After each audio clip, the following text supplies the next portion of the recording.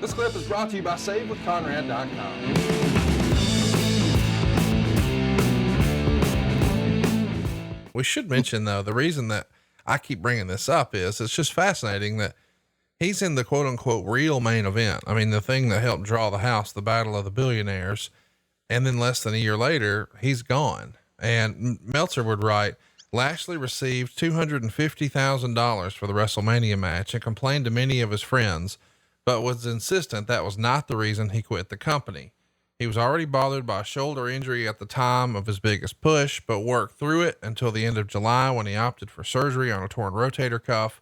While he was out, the company quietly fired his girlfriend, Crystal Marshall, considered shocking because usually the girlfriend of a star, the level of Lashley, is protected. Even though out of action for the last 5 months of the year, Lashley still earned right at $1 million, but in January, he made the decision to not go back on the road and quit the promotion. He was given a complete release. Here it is, on the terms he would not publicly disparage the company. That makes me raise an eyebrow and say, what the fuck happened? Don't know. John Laurinaitis is in charge of talent, Conrad. We talked about that. How would I know? I don't know what it was. Sure. I have no clue. I know that I'm always oftentimes scratching my head about how Meltzer knows the exact things the guys make, unless he's talking to those talents. Right. Because I was doing the payoffs. He sure as fuck didn't get it from me. I can promise you that. That never, ever, ever did we talk about that. And I've talked to Dave plenty of times in my life. I consider him a friend. But I didn't share that information with anybody. So obviously it was somebody on Bobby's side or Bobby himself complaining about his payoff. How would he know what a payoff should be? Right. How would he know what a good payoff for that show would be? What number would he utilize? And so here's what I'll tell you. It's one of the oldest tricks in the wrestling locker room. Guys will stick a sharp stick, a dog with a sharp stick, and just to hear him bark. So Bobby being, naive in a lot of ways, he didn't understand how. I remember talking to him at that payoff. And you make $250,000 for a day's work. Well, yeah, hard to beat. I have a hard time defending that you're underpaid. And so a $250,000 payoff or payday is a pretty damn impressive in my world, my Oklahoma world, quite frankly. But some guys would get the talents to tell them what they made on a payoff, and then say, well, "Man, you got screwed." Well, because so and so made this, and guys believe it. In fairness, though, if you hear, "Oh, we grossed $46 million," and well, shit, I'm in the prime time spot and I made $250,000 million, commensurate to, and I realize it's different, but commensurate to the paydays you would see in MMA or boxing, you might say, well, shit, I didn't get my fair shake here. I should have made well over $1 million if the total gross was 46 million. And again, that's the gross. That's not the net. That's before you pay for the building and the promotion and the travel and et cetera, et cetera. And everybody else in the card. Yes. There's only so much money allotted for the payroll. The talent pool monies was formulaic.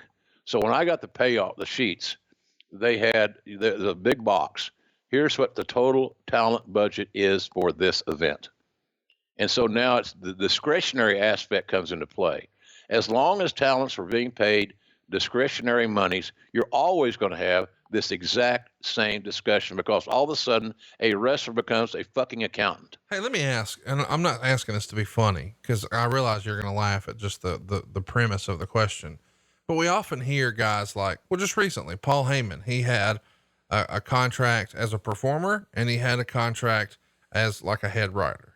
Well, I know that exists for talent too. So like Triple H has a contract for the work he does behind the scenes, but then he also has a performer contract. When a guy like Vince McMahon has a big role on a pay-per-view like this, does he too, for the purpose of accounting, not because he fucking needs it, but for the purpose of accounting, does he too get a performer payoff? He could, but he didn't take it. Okay. He could. And I would always start out budgeting his payoff as a talent into my accounting, into my payoff sheet. But in the very beginning, he said, spread the money out to other guys. Right. Or he may have something with Austin. So just give my payday to Steve, type deal.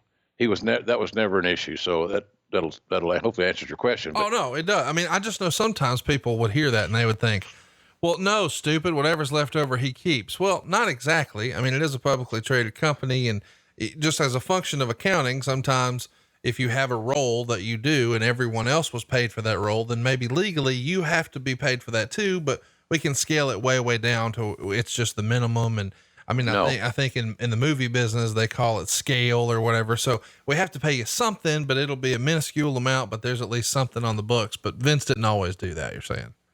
I don't remember him ever taking a payoff. Okay. Well, listen, this is quite a tangled little web for Bobby Lashley, but he's gone for the company for more than a decade. As you know by now, he moves on to work some indie shots and does very well for himself in TNA, dabbles in MMA and does very well for himself there. Comes back and finds himself in a primetime spot with WWE again. He's obviously one of those never say nevers, but given the way he left and as long as he stayed away, I think a lot of people thought, well, he's probably done. Along the way, did you see any of his stuff he did with Impact? Oh, sure. Yeah. I watched a lot of wrestling and, yeah. I mean, Bobby kept working on his game and he was fun to watch. I take exception to the way that he left argument, in the respect of comparing it to his 10-year absence. Being gone a decade and coming back was much more impressive and unique to me than quote unquote how he left. He left hurt. He'd made a lot of money. That he had a great year. I think he got a little burned out too. Again, we're not talking about a guy who's a lifer. Now he's become a lifer, but he'd gone through the growing process, the whole 9 yards. So I think that his 10-year absence and coming back and then having a position as he does today of some level of main event significance is much more unique than his exit. We should mention, if you're curious, he did very well in MMA. He had 17 matches, 15 wins, 2 losses. One of his losses was to James Thompson. He would go back and avenge that one in 54 seconds and pick up a win. So, I think no matter if you were an Impact guy or you were a WWE guy, no matter where your allegiances were pro wrestling wise, whenever one of the quote unquote boys ventures off into MMA, they pretty much get unanimous support from wrestlers nationwide. Do they not? Oh yeah. One of our own, right. That's, guys that were in the pro wrestling business that had never met Brock Lesnar became big fans of Brock Lesnar, the UFC star. Right.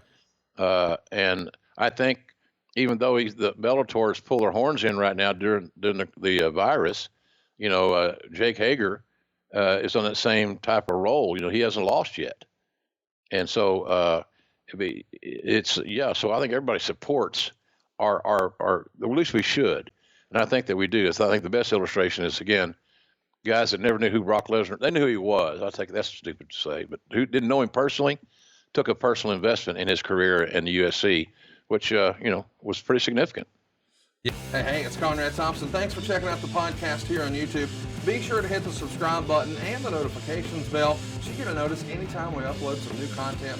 And go save yourself some money right now. If you're in a 30-year loan or you have credit card debt, it's not a matter of if I can save you money. It's a matter of how much. Find out right now for free at SaveWithConrad.com.